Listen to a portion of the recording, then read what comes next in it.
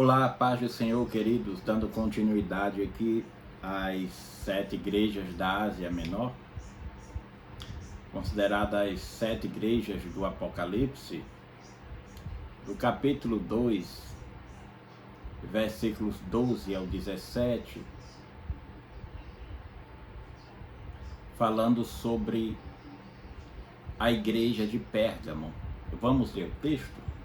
Se você não for inscrito aqui no meu canal, no YouTube, te faço um convite, inscreva-se, deixe seu like, que é muito importante para o meu canal. Comentem se puderem e se puderem também compartilhem com seus amigos. Ativa o sininho para não perder novos conteúdos, ok?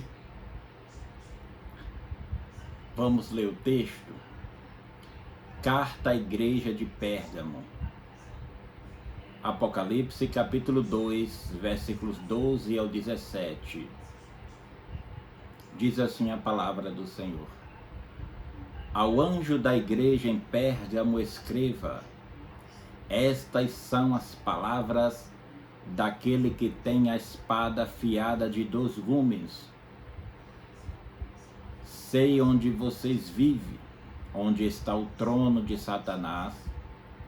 Contudo, você permanece fiel ao meu nome e não renunciou à sua fé em mim, nem mesmo quando Antipas, minha fiel testemunha, foi morto nesta cidade onde Satanás habita. No entanto, tenho contra você algumas coisas. Você tem aí pessoas que se apegam aos ensinos de Balaão, que ensinou Balaque a armar ciladas contra os israelitas, induzindo-os a comer alimentos sacrificados a ídolos e a praticar imoralidade sexual. De igual modo, você tem também os que se apegam aos ensinos dos nicolaítas. Portanto, arrependa-se, senão virei em breve até você e lutarei contra eles com a espada da minha boca. Aquele que tem ouvidos, ouça o que o Espírito diz às igrejas. Ao vencedor, darei do maná escondido. Também lhe darei uma pedra branca com um novo nome nela escrito, conhecido apenas por aquele que o recebe. Louvado seja Deus por esta palavra maravilhosa. Assim como todas as outras igrejas da Ásia Menor tinham uma certa importância, uma certa influência cultural, uma certa influência por adorarem outros deuses, terem pessoas que praticavam, especificamente aqui falando em Pérgamo, a imoralidade sexual, por ter um templo dedicado a esta prática, e eles ofereciam seus corpos para que, através daquela prática imoral, os deuses, recebiam, e assim eles de alguma forma iam ser beneficiados, fisicamente ou espiritualmente. Mas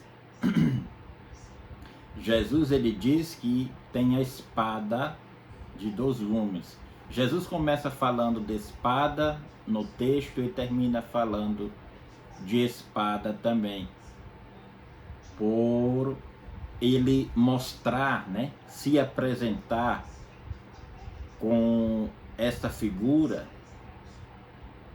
esta palavra figurada, remete à palavra do Senhor. A carta aos Hebreus, o livro aos Hebreus, no capítulo 11, versículo 12, diz que a palavra do Senhor é viva e eficaz, e mais penetrante do que qualquer espada de 2 gumes, e faz divisão entre alma e espírito, juntas e medulas, e discerne as intenções do coração. Então, aqueles crentes que estavam lá, eles tinham que ser fiel, tinham que permanecer fiel, ao ponto de Jesus citar Antipas, a fiel testemunha. Porém, os moradores de Pérgamo, eles pegaram por não querer aceitar, né, a doutrina dos nicolaítas e nem adorar César, o chamar de Senhor, porque Antipas tinha recebido a palavra, tinha guardado em seu coração, glória a Deus por isso. Eles o levaram, o colocaram dentro de um bezerro e aqueceram até que ele fosse morrendo aos poucos. Mesmo assim, ele não negou a fé e foi fiel até a morte. Muitas das vezes, quando lemos a história dos mártires, como que foram mortos os apóstolos, e simplesmente pelo fato de levar o nome do Senhor Jesus, o Evangelho do Reino de Deus, e não negaram a sua fé. E daí tem uma expressão, né, que alguns teólogos usam, e nós também usamos, os heróis da fé. A galeria dos heróis da fé está em Hebreus. Então, nós podemos ver estes homens como grandes homens de Deus, mas a forma que eles morreram, a forma que eles pereceram, sofrendo muito, né? E nós temos que ampliar isto, falando e não negando o Senhor. Esta ampliação, não importa onde estejamos, apenas não negar o nome do Senhor, não deixar de praticar a nossa fé, porque é tremendo isso.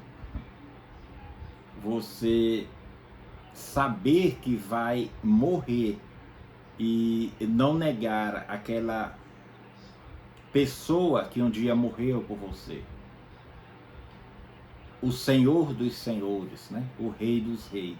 E não César como eles queriam.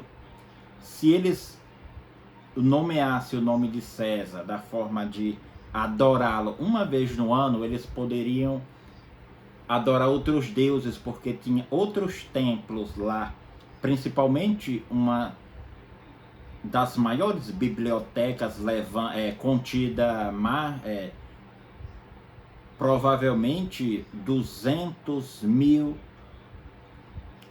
pergaminhos, perdendo apenas para a biblioteca de Alexandria, segundo os historiadores. Então, era uma cidade cosmopolita, né? Influentes, não como Esmirna, riquíssima financeiramente, né, em dinheiro, mas tinham muitas pessoas que iam para conhecer também esses templos, e por ela ser numa montanha bem alta, o Areópago existia lá também. Hoje só existe as ruínas de Pérgamo, mas quem vai, né, à Turquia se depara com a história lá. Enfim, Jesus os chama ao arrependimento. Mesmo assim, eles continuaram. Tinha um Deus, um templo que eles adoravam, a serpente, e até hoje o símbolo da serpente é representando a medicina, né? E hoje no Brasil, o símbolo da medicina ainda persiste com o símbolo da serpente. Nós precisamos entender que Jesus ele fala de uma forma literária, de uma forma visionária, de uma forma profética, simbólica, específica. Mas era um contexto muito árduo, era muito difícil para eles. Por isso que a igreja tinha que se locomover de um lugar para o outro, ia ampliando, ia crescendo de uma forma tremenda até aos nossos dias.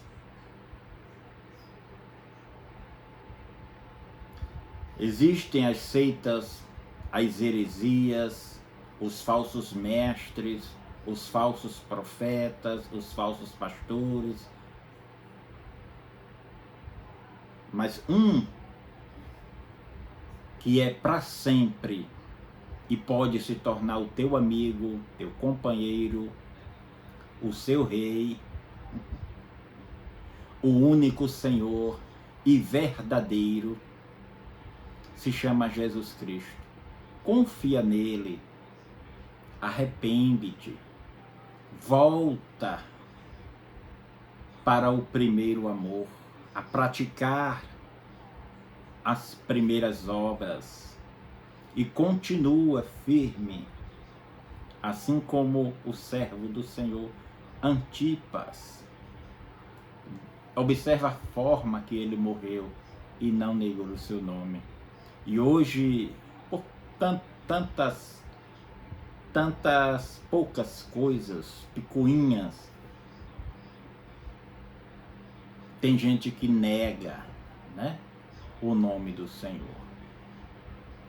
Fica com esta palavra, que Deus te abençoe. Inscreva-se no meu canal, ative o sininho para não perder novos conteúdos. E que Deus te abençoe. Até a próxima. Fiquem com Deus. Amém.